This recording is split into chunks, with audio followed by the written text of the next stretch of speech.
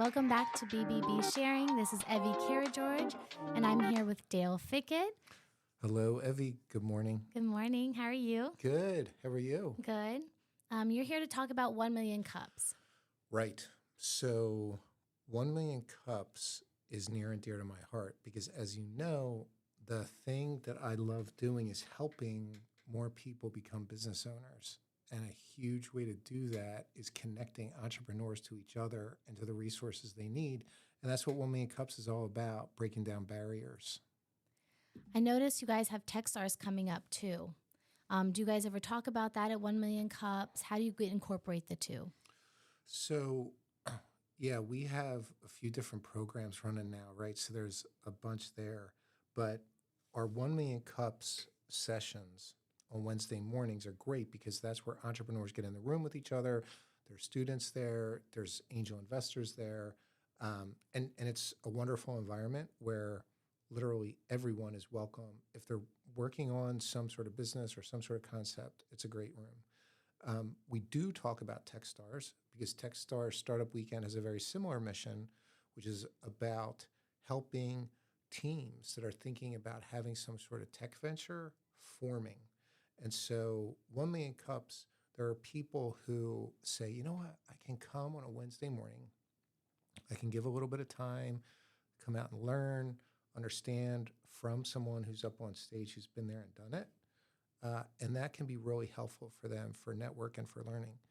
Techstars Startup Weekend, we do talk about it 1 million cups sometimes, just so that people are aware of the fact that it's happening. Different organization, because Techstars is the largest, most significant seed stage investor in the world, right? So they've invested in 2,200 companies, and the market cap of their portfolio is over $8 billion. Wow. Yeah. That's crazy. So yeah.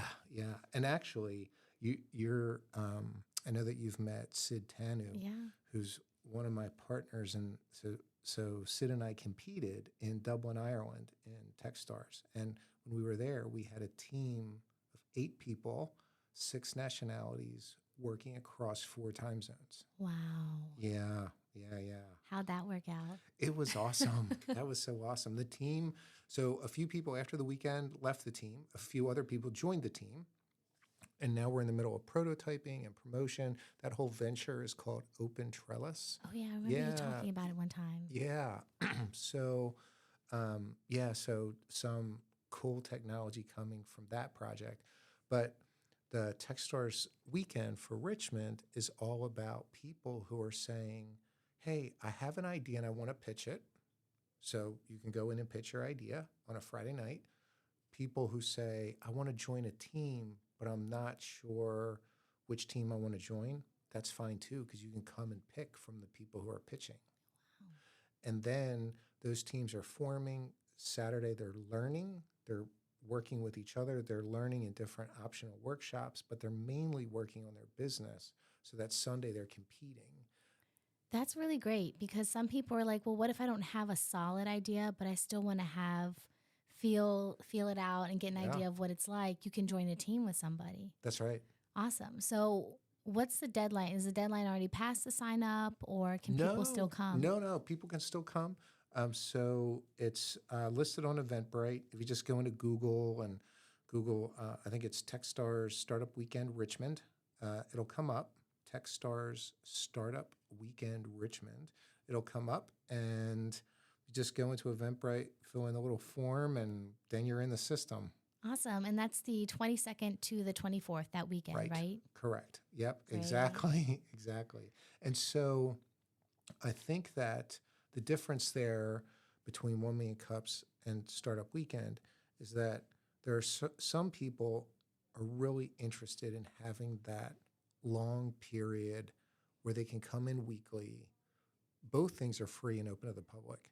The one in the morning on Wednesdays, 1 million cups, is helpful because there are people who more want to work on their business more slowly and be intentional about it. They're not looking for a huge weekend event to be a part of, which is fine.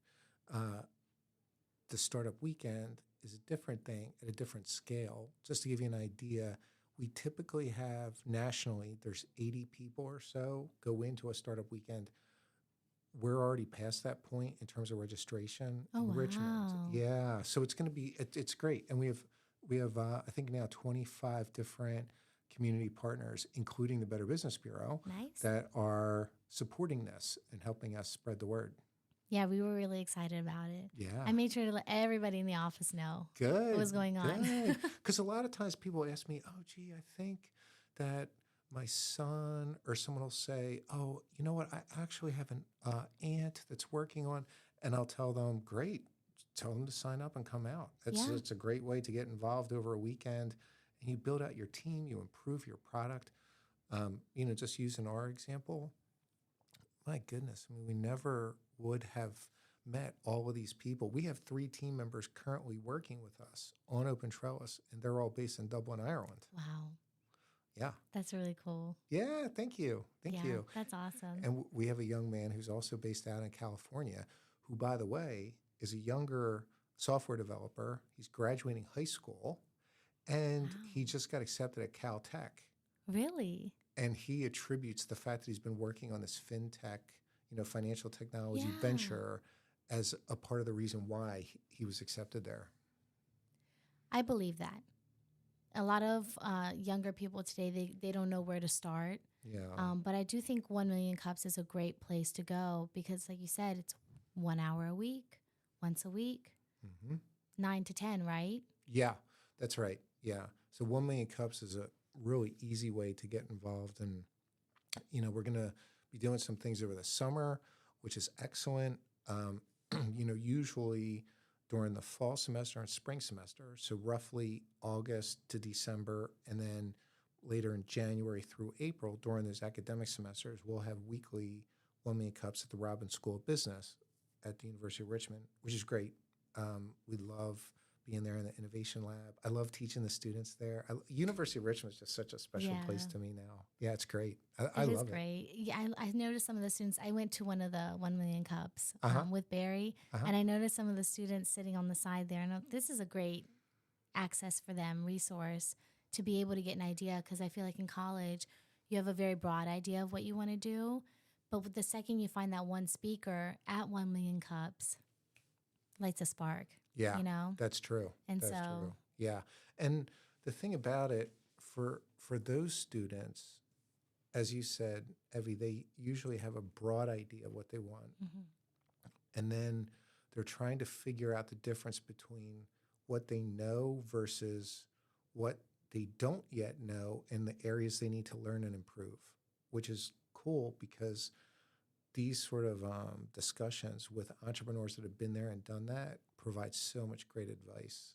yeah, And I try to remember always to ask our speakers to share with the students some sort of advice that they would give to someone that's in their 20s who is just kind of getting started.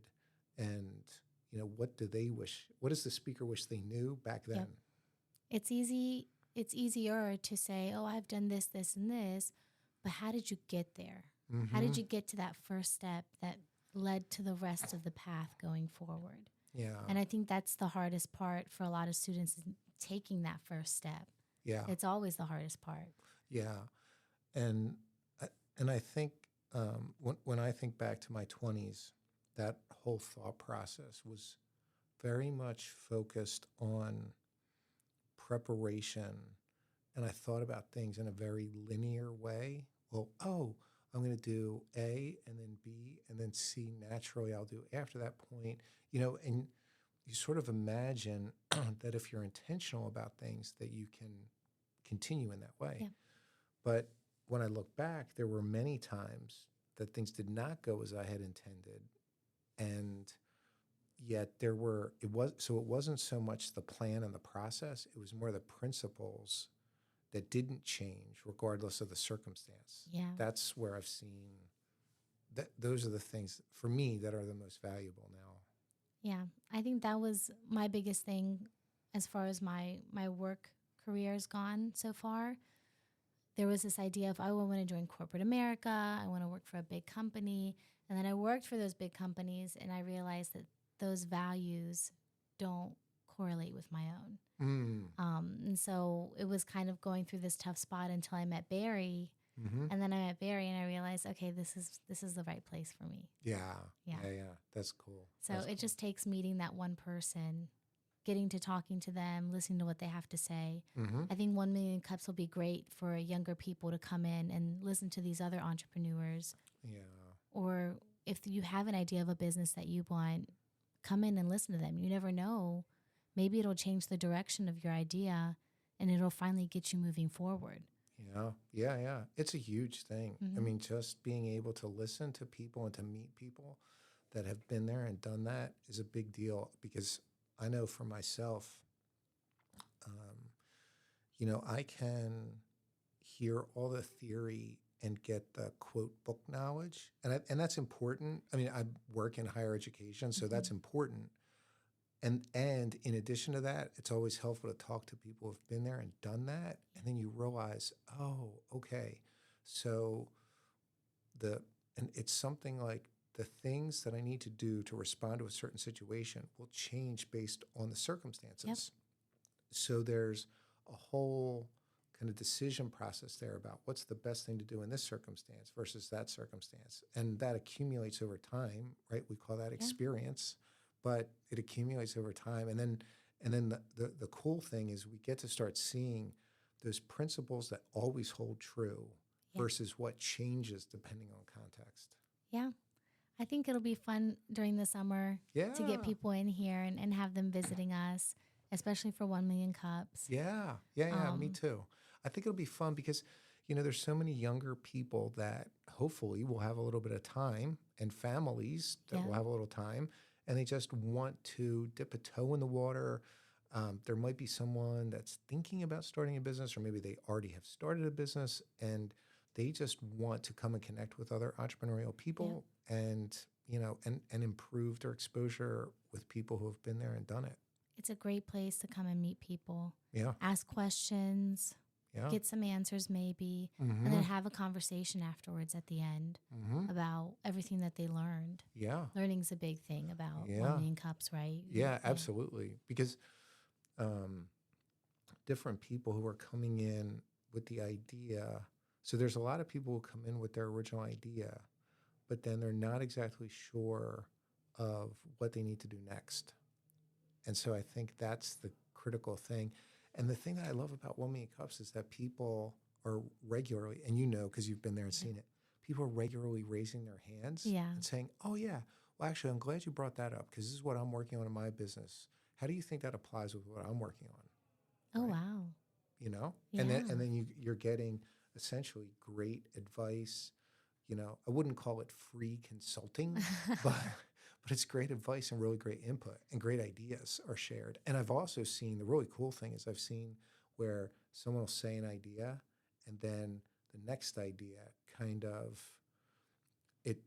it builds on that, right? So you can see this sort of effect where someone will say, oh, I have this idea. And then someone will say, oh, that makes me think of this. And then a third person, and that's So you really find your neat. future business partners that way. Sometimes that happens too. Yeah. There's actually one of our community organizers, John Marin, met his business partner. They have a company called Gozango. And so John and George met through 1 Million Cups. Really? Yeah, it's a great story of a rich man venture. Yeah, absolutely. Yeah, I remember meeting a lot of people the one morning that I went. Oh, And good. Yeah, Oh, good. it was great. Yeah, I hope everyone was friendly. Everyone was great. Good. Yeah. Otherwise, I had to reprimand people. No, very open environment, very Yeah. relaxed. It was nice. Yeah. Well, we're really intentional about being welcoming and open. And as you could see, I do my best. Sometimes I mess up, but I do my best to remember everyone's names. Oh, yeah. Yeah. Names are hard. Yeah. But, it's interesting because now, well, my students, I know, and a lot of the regulars that have been coming for Yeah. years, I know their names, obviously, because they're friends. So then it's more just, if let's say there's 40 people in the room. Of those, probably 20 to 25 I would know. Oh, wow. So I know their names. That's And then there's good. another group that I'm just trying to remember as they're introducing themselves walking in, that I'm trying to remember. Because when I call on people for questions and Oh, comments, I like to call people by name. It's better. It's nicer. Yeah. It's so much nicer if I say, "Oh, Effie, I want," and Yeah. then we're having a conversation as opposed to just, me blurting something out. It's funny because my dad can't remember names to save his life. Oh, And he works in the restaurant his whole life, right? right. So every time there was a new waitress or waiter, he'd call them by their Greek name. That was the only way he could remember it. Oh, wow. And I just thought, wouldn't that be a little bit more difficult to remember? Because not everybody has a Greek name. He's like, no, you just make it Greek, and then I remember it. Oh, so what would my name be in Greek if he was referring to me? I have Is no there idea. Is there anything for Dale? I have no idea. That's a real kind of Anglo-Saxon name, Dale. I'll have to ask him. Yeah. If not, Google will know. It refers to a valley, Oh. over hill, over dale. Yeah. How about Stephen? That's my middle name. Stavro.